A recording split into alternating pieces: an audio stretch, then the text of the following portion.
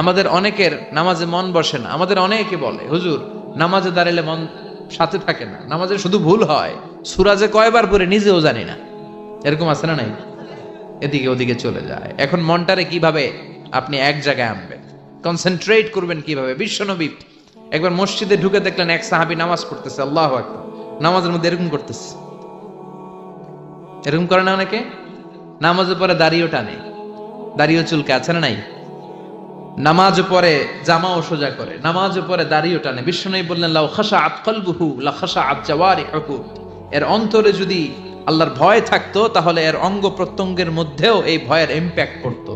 এই সাহাবীর অন্তরে আল্লাহর ভয় নাই, খুশু নাই, এজন্য হাতে পায়ের মধ্যেও খুশু নাই, হাত একবার এদিকে নড়ে আরেকবার ওদিকে নড়ে। আমাদের এরকম সমস্যা আছে না নাই?